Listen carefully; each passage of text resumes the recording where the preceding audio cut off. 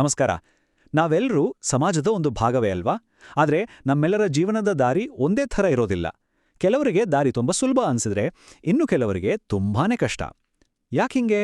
ಈ ಅಸಮಾನತೆ ಹಿಂದೆ ಯಾವ ಕಾರಣ ಇರ್ಬೋದು? ಬನ್ನಿ, ಇವತ್ತು ಸಾಮಾಜಿಕ ಸ್ತರವಿನ್ಯಾಸ ಅನ್ನೋ ಒಂದು ಮುಖ್ಯವಾದ ವಿಚಾರದ ಮೂಲಕ ಈ ಪ್ರಶ್ನೆಗೆ ಉತ್ತರ ಕಂಡುಹಿಡಿಯೋಣ. ಇದು ನಮ್ಮ ಬದುಕನ್ನ ಹೇಗೆಲ್ಲ ರೂಪಿಸುತ್ತೆ ಅಂತನೂ ತಿಳ್ಕೊಳ್ಳೋಣ. ಇದನ್ನ ಸ್ವಲ್ಪ ಯೋಚನೆ ಮಾಡಿ ನೋಡಿ. ನಮ್ಮ ಸಮಾಜದಲ್ಲಿ ಕೆಲವರು ಯಶಸ್ಸಿನ ಏಣಿಯನ್ನ ಪಟಪಟ ಅಂತ ಹತ್ಬಿಡ್ತಾರೆ. ಆದರೆ ಬೇರೆ ಕೆಲವರಿಗೆ ಪ್ರತಿಯೊಂದು ಹೆಜ್ಜೆಗೂ ಹೋರಾಟನೇ ತಪ್ಪಿದ್ದಲ್ಲ. ಯಾಕಿಪಡಿ ಆಗತ್ತೆ? ಎಲ್ಲರಿಗೂ ಒಂದೇ ಥರದ ಅವಕಾಶಗಳು ಸಿಗಲ್ವಾ?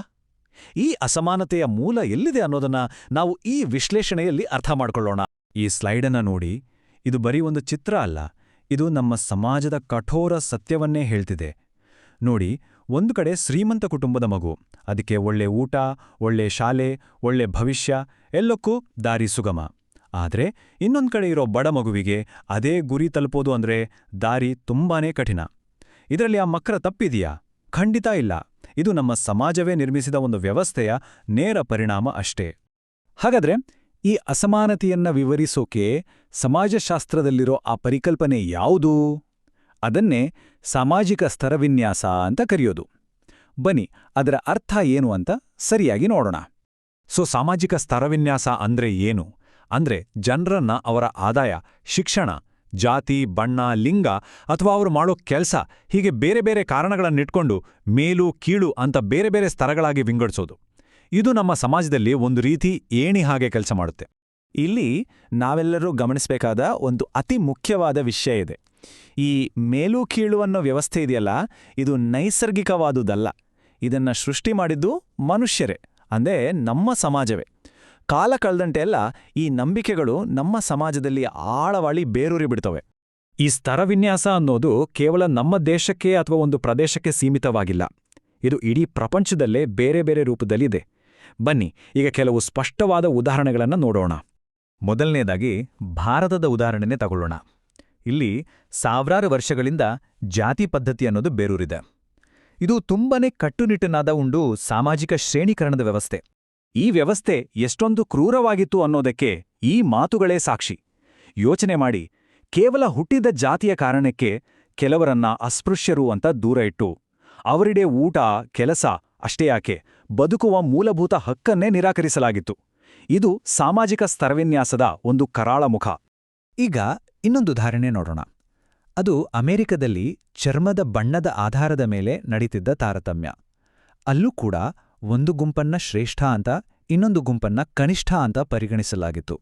ಇತಿಹಾಸದಲ್ಲಿ ಬಿಳಿ ಚರ್ಮದ ಜನರು ಕಪ್ಪು ಚರ್ಮದ ಜನರನ್ನ ಗುಲಾಮರನ್ನಾಗಿ ಮಾಡಿಕೊಂಡು ಅವರನ್ನ ಮಾರಾಟ ಮಾಡುವಂತಹ ಅಮಾನವೀಯ ಪದ್ಧತಿ ಜಾರಿಯಲ್ಲಿತ್ತು.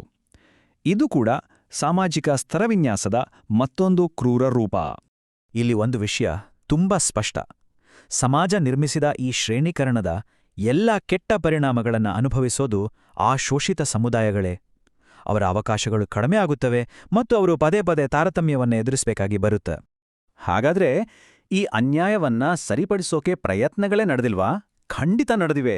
ಈ ಅಸಮಾನತೆಯನ್ನ ಹೋಗಲಾಡಿಸೋಕೆ ಜಗತ್ತಿನಾದ್ಯಂತ ಹಲವಾರು ಕ್ರಮಗಳನ್ನು ತಗೊಳ್ಳಲಾಗಿದೆ. ಪ್ರಪಂಚದಾದ್ಯಂತ ಸರ್ಕಾರಗಳು ಈ ಅನ್ಯಾಯವನ್ನ ಸರಿಪಡಿಸೋಕೆ ಸಂವಿಧಾನದ ಮೂಲಕವೇ ಗಟ್ಟಿ ಹೆಜ್ಜೆಗಳನ್ನು ಇಟ್ಟಿವೆ. ಸಮಾನತೆಯನ್ನ ಖಚಿತಪಡಿಸೋಕೆ ಮತ್ತು ತಾರತಮ್ಯವನ್ನ ಒಂದು ಶಿಕ್ಷಾರ್ಹ ಅಪರಾಧ ಮಾಡೋಕೆ ಕಠಿಣವಾದ ಕಾನೂನುಗಳನ್ನು ಜಾರಿಗೆ ತರಲಾಗಿದೆ. ಹಾಗಾದ್ರೆ ಈ ಇಡೀ ವಿಶ್ಲೇಷಣೆಯ ಸಾರಾಂಶವೇನು? ಸಮಾಜವು ಜನರನ್ನ ವಿಂಗಡಿಸೋಕೆ ಆದಾಯ, ಶಿಕ್ಷಣ, ಜಾತಿ, ಬಣ್ಣ, ಲಿಂಗ ಮತ್ತು ಉದ್ಯೋಗದಂತಹ ಹಲವಾರು ಅಳತೆಗೋಲುಗಳನ್ನು ಬಳಸುತ್ತೆ. ಇದೆಲ್ಲ ಸೇರ್ಕೊಂಡು ಸಾಮಾಜಿಕ ಸ್ತರವಿನ್ಯಾಸ ಅನ್ನೋ ಒಂದು ಸಂಕೀರ್ಣವಾದ ವ್ಯವಸ್ಥೆಯನ್ನು ರೂಪಿಸುತ್ತೆ. ಸುಮಾರು 1000 ವರ್ಷಗಳ ಹಿಂದೆ ನಮ್ಮ ಆದಿಕವಿ ಪಂಪ ಏನ್ ಹೇಳಿದ್ರು ಗೊತ್ತಾ? ಮನುಷ್ಯಕುಲ ತಾನೊಂದೇ ವಲಂ, ಅಂದ್ರೆ ಇಡೀ ಮನುಷ್ಯ ಜನಾಂಗ ಒಂದೇ ಅಂತ. ಎಂಥ ಅದ್ಭುತ ಮಾತು ಅಲ್ವಾ? ಇದು ಇವತ್ತಿಗೂ ನಮ್ಮೆಲ್ಲಿಗೂ ಒಂದು ಆದರ್ಶ. ಆದ್ರೆ ನಿಜ ಹೇಳ್ಬೇಕಂದ್ರೆ ನಮ್ಮ ಸಮಾಜದಲ್ಲಿ ಈ ಮಾತು ಎಷ್ಟರ ಮಟ್ಟಿಗೆ ಪಾಲನೆ ಆಗ್ತಿದೆ? ಯಾಕಿಷ್ಟು ವ್ಯತ್ಯಾಸ? ಮನುಷ್ಯರೆಲ್ಲ ಒಂದೇ ಅನ್ನೋ ಇಷ್ಟು ದೊಡ್ಡ ಆದರ್ಶ ನಮ್ಮುಂದಿರುವಾಗ ನಮ್ಮ ಸಮಾಜದಲ್ಲಿ ಯಾಕೆ ಇಷ್ಟೊಂದು ಗೋಡೆಗಳು? ಜನ ಯಾಕೆ ಹೀಗೆ ಬೇರೆ ಬೇರೆ ಆಗ್ತಾರೆ? ಈ ವಿರೋಧಾಭಾಸದ ಮೂಲ ಏನು ಅಂತ ನೋಡೋಣ ಬನ್ನಿ. ಈ ಗೋಡೆಗಳಿಗೆಲ್ಲ ಮೂಲ ಕಾರಣ ಏನು ಗೊತ್ತಾ? ಪೂರ್ವಾಗ್ರಹ. ಏನಿದೋ ಪೂರ್ವಾಗ್ರಹ? ತುಂಬ ಸಿಂಪಲ್. ಅಂದ್ರೆ ಒಬ್ಬ ವ್ಯಕ್ತಿ ಅಥವಾ ಒಂದು ಗುಂಪಿನ ಬಗ್ಗೆ ಅವರನ್ನ ಸರಿಯಾಗಿ ಅರ್ಥ ಮಾಡ್ಕೊಳ್ಳೋಕ್ಕಿಂತ ಮುಂಚೆನೇ ನಮ್ಮ ತಲೆಯಲ್ಲಿ ಒಂದು ಅಭಿಪ್ರಾಯವನ್ನ ರೂಪಿಸ್ಕೊಳ್ಳೋದು. ಇದು ಒಂದು ರೀತಿ ಸತ್ಯವನ್ನ ನೋಡಕ್ಕಿಂತ ಮುಂಚೆನೇ ಬಣ್ಣದ ಕಣ್ಣಾಡ್ಕ ಹಾಕೊಂಡ ಹಾಗೆ. ಇದರಿಂದ ಎಲ್ಲವೂ ನಮ್ಗೆ ಬೇರೆ ತರನೇ ಕಾಣಿಸುತ್ತೆ. ಒಂದು ವಿಷಯ ಸ್ಪಷ್ಟವಾಗಿರ್ಲಿ, ಈ ಪೂರ್ವಾಗ್ರಹ ಅನ್ನೋದು ಯಾರಲ್ಲೂ ಹುಟ್ಟಿನಿಂದ ಬರೋದಿಲ್ಲ. ಇದನ್ನ ಸಮಾಜವೇ ನಮಗೆ ಕಲ್ಸತ್ತೆ. ಹೇಗೆ? ಜಾತಿಯ ಹೆಸರಲ್ಲಿ, ಲಿಂಗದ ಆಧಾರದ ಮೇಲೆ, ಯಾರು ಯಾವ ಊರಿನೋರು ಅಂತ ನೋಡಿ, ಅಥವಾ ಅವರ ಹತ್ರ ಎಷ್ಟು ದುಡ್ಡಿದೆ ಅಂತ ಅಳೆದು, ಹೀಗೆ ನಾವೇ ಈ ಗೋಡೆಗಳನ್ನ ಕಟ್ಕೊಂಡಿದೀವಿ.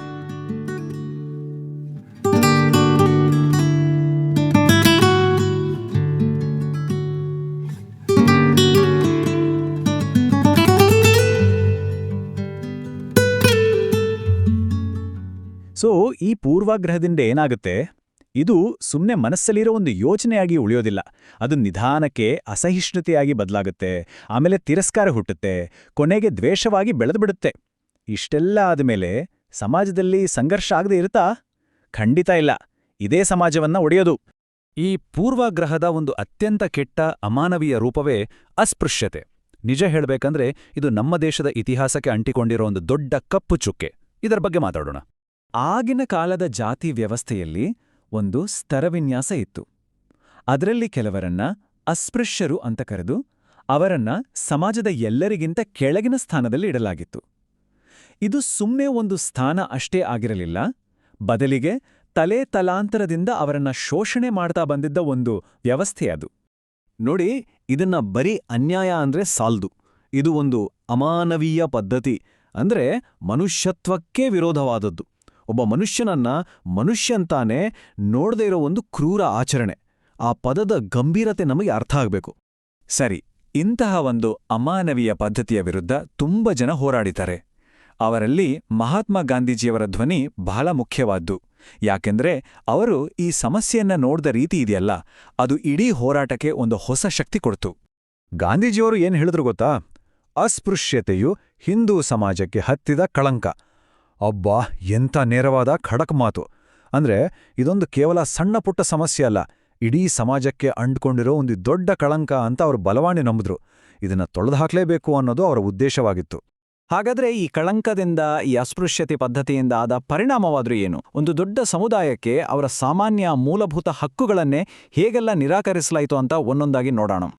ಅವರಿಗೆ ಬರೀ ಒಂದೆರಡು ಅವಕಾಶಗಳನ್ನ ನಿರಾಕರಿಸಿದ್ದಲ್ಲ, ಸಾಮಾಜಿಕವಾಗಿ, ಸಾಂಸ್ಕೃತಿಕವಾಗಿ, ಧಾರ್ಮಿಕವಾಗಿ, ಶಿಕ್ಷಣದಲ್ಲಿ, ರಾಜಕೀಯದಲ್ಲಿ, ಹೀಗೆ ಜೀವನದ ಪ್ರತಿಯೊಂದು ಹಂತದಲ್ಲೂ ಅವರನ್ನ ದೂರ ಇಡಲಾಗಿತ್ತು. ಯೋಚನೆ ಮಾಡಿ, ಇದು ಎಷ್ಟರ ಮಟ್ಟಿಗೆ ಅವರ ಬದುಕನ್ನ, ಅವರ ಭವಿಷ್ಯವನ್ನೇ ಕತ್ತಲಲ್ಲಿಟ್ಟಿತ್ತು ಅಂದ. ಒಂದು ಉದಾಹರಣೆ ಕೊಡ್ತೀನಿ, ಕೇಳಿ. ಕುಡಿಯೋ ನೀರು ಎಲ್ಲರಿಗೂ ಬೇಕಾದ ಮೂಲಭೂತ ಅವಶ್ಯಕತೆ ಅಲ್ವಾ? ಆದರೆ ಅವರಿಗೆ ಊರಿನ ಸಾರ್ವಜನಿಕ ಬಾವಿಯಿಂದ, ಕೆರೆಯಿಂದ ನೀರು ಸೇದೋ ಹಕ್ಕನ್ನೂ ಕೊಟ್ಟಿರಿಲ್ಲ. ಇದಕ್ಕಿಂತ ದೊಡ್ಡ ತಾರತಮ್ಯ, ಇದಕ್ಕಿಂತ ದೊಡ್ಡ ಅಮಾನವೀಯತೆ ಇನ್ನೇನಿದೆ? ಶತಮಾನಗಳಿಂದ ನಮ್ಮ ಸಮಾಜವನ್ನ ಕಾಡಿದ ಈ ಅನಿಷ್ಟ ಪದ್ಧತಿಯನ್ನ ತೊಡೆದುಹಾಕಲು ನಮ್ಮ ದೇಶ ಯಾವೆಲ್ಲ ಸಾಂವಿಧಾನಿಕ ಮತ್ತು ಕಾನೂನಾತ್ಮಕ ಹೆಜ್ಜೆಗಳನ್ನ ಇಟ್ಟಿದೆ ಅನ್ನೋದನ್ನ ಈ ವಿಶ್ಲೇಷಣೆಯಲ್ಲಿ ವಿವರವಾಗಿ ನೋಡೋಣ. ಸರಿ, ಅಸ್ಪೃಶ್ಯತೆ ಅಂದ್ರೆ ಏನು? ಯಾಕೆ ಇದನ್ನ ಒಂದು ದೊಡ್ಡ ಸಾಮಾಜಿಕ ಪಿಡುಗು ಅಂತ ಪರಿಗಣಿಸಲಾಯಿತು ಅಂತ ಅರ್ಥ ಮಾಡ್ಕೊಳ್ಳೋಣ. ಇದು ಕೇವಲ ಒಂದು ಪದ್ಧತಿಯಾಗಿರ್ಲಿಲ್ಲ, ಬದಲಿಗೆ ನಮ್ಮ ಸಮಾಜಕ್ಕೆ ಹಿಡಿದ ಒಂದು ಆಳವಾದ ಕಳಂಕವಾಗಿತ್ತು. ನೋಡಿ, ಇದನ್ನ ಬರೀ ಒಂದು ಕೆಟ್ಟ ಪದ್ಧತಿ ಅಂತ ಹೇಳಿಲ್ಲ, ಬದಲಿಗೆ ಕಳಂಕ ಅಂತ ಕರೆದಿದ್ದಾರೆ. ಅಂದ್ರೆ ಇದು ನಮ್ಮ ಸಮಾಜದ ಚೆಹರೆಯನ್ನೇ ಹಾಳು ಮಾಡದ ಒಂದು ಗಾಯದ ಹಾಗೆ. ಈ ಒಂದು ಪದವೇ ಈ ಸಮಸ್ಯೆಯ ಗಂಭೀರತೆಯನ್ನ ನಮ್ಗೆ ತಿಳಿಸುತ್ತೆ. ಈ ಅನಿಷ್ಟ ಪದ್ಧತಿಯ ವಿರುದ್ಧ ಕಾನೂನುಗಳು ಬರೋಕೂ ಮುಂಚೆನೇ ಇದರ ವಿರುದ್ಧದ ಹೋರಾಟ ಶುರುವಾಗಿತ್ತು. ಅದು ವೈಚಾರಿಕ ಹೋರಾಟ. ಅಸಂಖ್ಯಾತ ಸಮಾಜ ಸುಧಾರಕರು ತಮ್ಮ ಧ್ವನಿಯನ್ನ ಎತ್ತಿದ್ರು. ಈ ಹೋರಾಟದಲ್ಲಿ 3 ಹೆಸರುಗಳು ಬಹಳ ಮುಖ್ಯವಾಗಿ ಕೇಳಿಬರ್ತವೆ: ಜ್ಯೋತಿಬಾ ಫೂಲೆ, ಸ್ವಾಮಿ ವಿವೇಕಾನಂದ ಮತ್ತು ಬಿ.ಆರ್. ಅಂಬೇಡ್ಕರ್. ಇವರುಗಳು ಅಕ್ಷರಶಃ ಈ ಪದ್ಧತಿಯ ಬುಡವನ್ನೇ ಅಲ್ಲಾಡಿಸಲು ತಮ್ಮ ಜೀವನವನ್ನೇ ಮುಡಿಪಾಗಿಟ್ರು. ಭಾರತಕ್ಕೆ ಸ್ವಾತಂತ್ರ್ಯ ಸಿಕ್ಕಾಗ ಈ ಅಸಮಾನತೆಯನ್ನ ತೊಲಗಿಸಲು ಒಂದು ಅದ್ಭುತವಾದ ಅಸ್ತ್ರ ನಮ್ಮ ಕೈಗೆ ಸಿಕ್ತು. ಅದೇ ಭಾರತದ ಸಂವಿಧಾನ. ಇದು ಸಮಾನತೆಯ ತತ್ವದ ಮೇಲೆ ಒಂದು ಹೊಸ ದೇಶವನ್ನೇ ಕಟ್ಟುವ ಭರವಸೆ ನೀಡಿತ್ತು.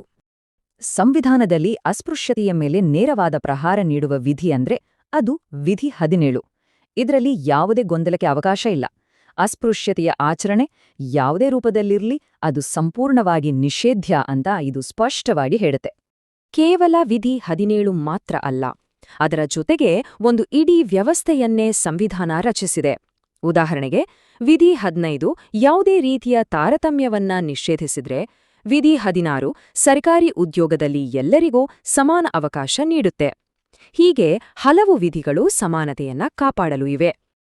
ಹಾಗಿದ್ರೆ ಕೇವಲ ನಿಷೇಧ ಮಾಡಿದ್ರೆ ಸಾಕಾಗುತ್ತಾ? ಇಲ್ಲ. ಶತಮಾನಗಳಿಂದ ತುಳಿತಕ್ಕೊಳಗಾದ ಸಮುದಾಯಗಳನ್ನ ಮೇಲೆತ್ತುವುದು ಕೂಡ ಅಷ್ಟೇ ಮುಖ್ಯವಾಗಿತ್ತು. ಅದಕ್ಕಾಗಿಯೇ ಸಂವಿಧಾನ, ಉದ್ಯೋಗ, ಶಿಕ್ಷಣ ಮತ್ತು ರಾಜಕೀಯದಲ್ಲೂ ಮೀಸಲಾತಿ ನೀತಿಗಳನ್ನ ಜಾರಿಗೆ ತಂತು.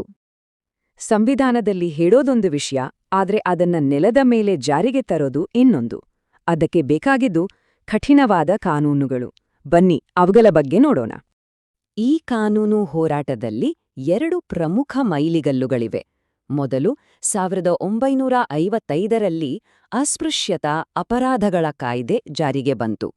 ಆಮೇಲೆ ಅದನ್ನ ಇನ್ನಷ್ಟು ಬಲಪಡಿಸಲು 1976ರಲ್ಲಿ ತಿದ್ದುಪಡಿ ಮಾಡಿ ಅದಕ್ಕೆ ನಾಗರಿಕ ಹಕ್ಕುಗಳ ಸಂರಕ್ಷಣಾ ಕಾಯ್ದೆ ಅಂತ ಹೊಸ ಹೆಸರು ಕೊಡಲಾಯಿತು. ಹಾಗಿದ್ರೆ 1976ರ ಕಾಯ್ದೆ ತಂದ ದೊಡ್ಡ ಬದಲಾವಣೆಯೇನು? ಸಿಂಪಲ್. ಇದು ಅಸ್ಪೃಶ್ಯತೆಯ ಆಚರಣೆಯನ್ನ ಒಂದು ಗಂಭೀರವಾದ ಶಿಕ್ಷಾರ್ಹ ಅಪರಾಧ ಅಂತ ಸ್ಪಷ್ಟಪಡಿಸಿತು. ಅಂದ್ರೆ ಈ ತಪ್ಪು ಮಾಡಿದ್ರೆ ಶಿಕ್ಷೆ ಖಚಿತ ಅನ್ನೋದನ್ನ ಖಾತ್ರಿಪಡಿಸಿತು. ಕೇಂದ್ರ ಸರ್ಕಾರ ಮಾತ್ರ ಈ ಕೆಲಸ ಮಾಡಿದ್ರೆ ಸಾಲ್ದು ಅಲ್ವಾ?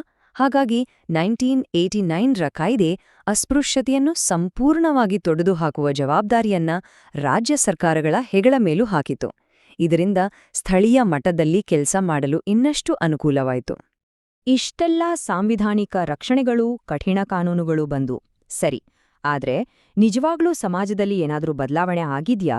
ಇದರ ಪರಿಣಾಮ ಎಷ್ಟರ ಮಟ್ಟಿಗೆ ಆಗಿದೆ? ಖಂಡಿತವಾಗಿಯೂ ಬದಲಾವಣೆ ಆಗಿದೆ. ಇವತ್ತು ಜನರಲ್ಲಿ ಶಿಕ್ಷಣ ಹೆಚ್ಚಾಗಿದೆ, ಜಾಗೃತಿ ಮೂಡಿದೆ. ಇದರ ಪರಿಣಾಮವಾಗಿ ಅಸ್ಪೃಶ್ಯತೆಯಂತಹ ಅನಿಷ್ಟ ಪದ್ಧತಿಗಳು ನಿಧಾನವಾಗಿ ಕಡಿಮೆ ಆಗ್ತಾ ಇವೆ. ಇದು ಸಾಮಾಜಿಕ ಸಾಮರಸ್ಯಕ್ಕೆ ಒಂದು ತುಂಬಾನೇ ಒಳ್ಳೆಯ ಬೆಳವಣಿಗೆ. ನೋಡಿ, ಕಾನೂನುಗಳು ದಾರಿ ತೋರಿಸಿವೆ, ಸರ್ಕಾರಗಳು ಕೆಲಸ ಮಾಡ್ತಿವೆ. ಆದ್ರೆ ಒಂದು ಸಂಪೂರ್ಣ ಸಮಾನತೆಯ ಸಮಾಜವನ್ನ ಕಟ್ಟಬೇಕಾದ್ರೆ ಪ್ರತಿಯೊಬ್ಬ ವ್ಯಕ್ತಿಯ ಪಾತ್ರ ಏನು? ಈ ಸಾಮಾಜಿಕ ಸಾಮರಸ್ಯವನ್ನ ಸಾಧಿಸೋಕೆ ನಾವು ನೀವೆಲ್ಲ ಏನ್ ಮಾಡ್ಬೋದು? ಇದೊಂದು ಯೋಚಿಸ್ಬೇಕಾದ ಪ್ರಶ್ನೆ. ಕಾನೂನುಗಳು ಬಂದಿವೆ, ಬದಲಾಗಿವೆ, ನಿಜ.